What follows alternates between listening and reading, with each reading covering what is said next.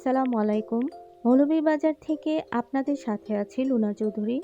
আমার পাশে আমি চ্যানেলে সবাইকে স্বাগতম। ভিউয়ার্স বন্ধুরা, নতুন আরেকটি দিনে আপনাদের মাঝে নতুন আরেকটি ভিডিও নিয়ে আমি চলে এসেছি। বন্ধুরা, আজকের ভিডিওতে আপনাদের সাথে আমি শেয়ার করব আজকে আমি যা যা রান্না করেছি তার কিছু অংশ। তো শুরুতেই সবাইকে বলে দিচ্ছি, যারা আমার ভিডিও দেখার জন্য এখানে এসেছেন সবাইকে অসংখ্য ধন্যবাদ। সেই সাথে বলে দিচ্ছি, প্লিজ আপনি প্রথম থেকে শেষ পর্যন্ত আমার পাশে আমি সাথেই থেকে যাবেন। আর আমার ভিডিওর কোনো অংশ যদি আপনার মনে স্থান পেয়ে যায়, অবশ্যই ভিডিওতে একটি লাইক দিতে ভুলবেন না। সেই সাথে কমেন্ট তো অবশ্যই করবেন।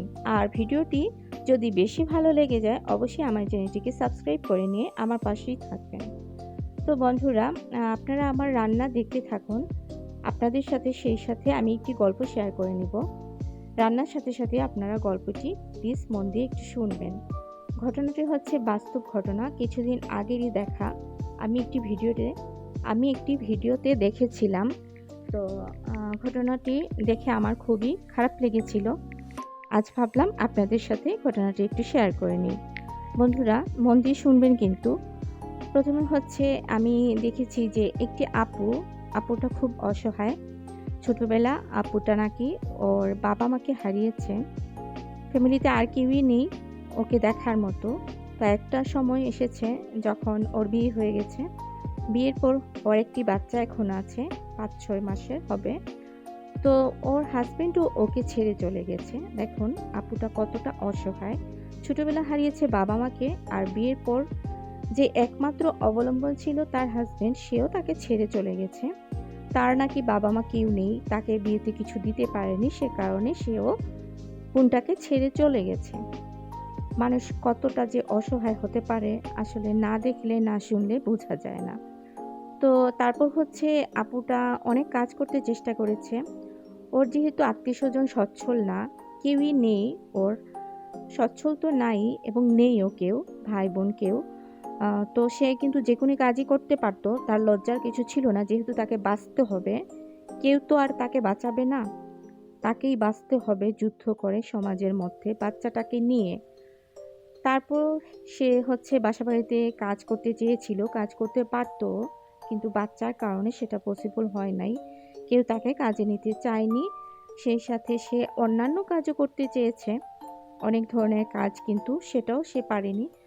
একমাত্র বাচ্চার জন্য কেউ তাকে কাজ করতে নেয়নি। তো শেষ পর্যন্ত বোনটা কোনো ধরনের উপায় না খুঁজে পেয়ে তার এই অসহায়ত্বের মাঝে রিক্সা চালানোটাকে বেছে নিয়েছে। একটি রিক্সা ভাড়া করে সে ওই রিক্সাটা চালায় মালিকের বাচ্চাটাকে কুলিয়ে নিয়ে। আমি আসলে দেখে এতটা অবাক হয়েছি এবং এতটা কষ্ট পেয়েছি বলে বোঝাতে পারবো না। আমার মনে হয় আপনারাও অনেকেই এই দৃশ্যটা দেখলে খুবই কষ্ট পেতেন। তো যাই হোক, আমার ঘটনাটা শুনেন। তারপর হচ্ছে বোনটা এভাবে রিক্সা চালাচ্ছিল। আসলে সমাজের প্রতিটা মানুষই যে খারাপ তা কিন্তু না। হাজারো মানুষের ভিড়ে একজন হলেও অনেক মহৎ ব্যক্তি থাকে, যে খুব কাছের মানুষের থেকেও অনেক বড় অবদান রাখতে পারে। নিজের রক্তের কিছু না, একটি ভাই তাকে ছোট বোন হিসেবে দেখছে। সে কিন্তু তাকে রিক্সা চালাতে দেখে ভিডিও করছিল। তার একটি চ্যানেল আছে অসহায় মানুষকে সাহায্য করার জন্য, সেই চ্যানেলটি খুলেছে। তার মাধ্যমে অনেকের কাছ থেকে অনেক সহযোগিতা পেয়ে স্বাবলম্বীও হয়েছেন, আমি দেখেছি। তো এই আপুটাকেও সাহায্য করার জন্য ভাইটা ছোট বোন হিসেবে মেনে নিয়ে তারপর ভিডিও করছিল। এরপর হচ্ছে দূর থেকে অনেক প্রবাসী ভাই বোনেরা প্লাস হচ্ছে দেশেরও কিছু বিত্তবান মানুষ আছে যারা অনেক সচ্ছল পরিবারে আছেন, সচ্ছলভাবে জীবনযাপন করছেন। তারাও ওই ভাইটাকে আপুর জন্য সহযোগিতা পাঠিয়েছে। একমাত্র ওনার জন্যই এই আপুটা অনেক বড় একটি সহযোগিতা পেয়েছে। আমি দেখে খুবই খুশি হলাম এবং অবাক হলাম। চোখে দেখা অনেক মানুষ আছে চারপাশে, যে তার অনেকেই আছে কিন্তু তাকে একদমই বেঁচে থাকার মতো ভালো ধরনের সারা জীবনের জন্য কিছু করে দিচ্ছে না। সে মৃত্যু যন্ত্রণার সাথে ছটফট করে, যুদ্ধ করে। আশেপাশে এরকম লোক কিন্তু দেখতে পাই আমি। অনেক সময় দেখেছি, এখনও দেখি।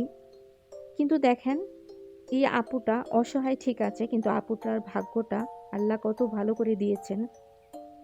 তো উপরওয়ালা চাইলে আসলে কি না করতে পারেন। কোথা থেকে কে এসে, কোনো রক্তের কিছুই না, কিন্তু সেই ভাইটার জন্য, ভাইটার সাহায্যের হাত বাড়িয়ে দিয়েছিল বলে, সবার কাছে হাত পেতেছিল বলে এই আপুটা অনেকটা মানে অনেকটা স্বাবলম্বী হওয়ার মতো স্বপ্ন দেখছে এখন। সে অনেক টাকা কালেক্ট করে আপুটার হাতে দিয়ে বলেছিল যে আপনি একটি দোকান দিবেন, আপনাকে একটা দোকানের ব্যবস্থা করে দিব। টাকাটা হাতে দিয়ে বলেছিল আপনার যা যা এখন বর্তমানে প্রয়োজন সব কিছু করে নেবেন, সেই সাথে আপনাকে একটি দোকান বা অন্য কিছু আমি করে দেব, নিজেই সব কিছু ব্যবস্থা করে দেব। টাকা মোটামুটি কালেক্ট করেছে অনেকগুলা, আরও অনেক টাকা কালেক্ট করবে। তো আপুটা কি কখনো ভেবেছিল যে তার জীবনে এরকম কেউ আসতে পারে যার কোনো ভাই বোন আত্মীয় স্বজন কেউ নেই, বাবা মা স্বামী কেউ নেই, তাকে কেউ এরকম উপকার করতে পারে, তার পাশে এসে দাঁড়াতে পারে? তো আল্লাহ চাইলে কি না করতে পারেন, আসলে আমরা বুঝি না। তো সবার দৃষ্টি আকর্ষণ, সব বিত্তবানদের দৃষ্টি আকর্ষণ করছি, এরকম কেউ যদি আমার ভিডিও দেখে থাকেন তাহলে বলবো আমরা যে যার জায়গা থেকে এ ধরনের অসহায় মানুষকে যেন একটু হলেও উপকার করতে পারি। আর একদমই যাদের পক্ষে সম্ভব না, তারা যেন ভিডিওটিকে, এ ধরনের ভিডিও যদি দেখি কখনো, শেয়ার করে দিও, তাদেরকে উপকার করতে পারি। তো বন্ধুরা, আমি আমার সব কিছু দেখিয়ে নিয়েছি, সেই সাথে গল্পটাও করে নিলাম। আজকের ভিডিও মূলত এই পর্যন্তই ছিল। আবারও দেখা হবে, আবারও ফিরে আসবো নতুন কোনো দিনে, নতুন কোনো ভিডিও নিয়ে। সেই পর্যন্ত দোয়া রাখছি, সবাই ভালো থাকবেন, সুস্থ থাকবেন। আল্লাহ হাফেজ, আসসালামু আলাইকুম।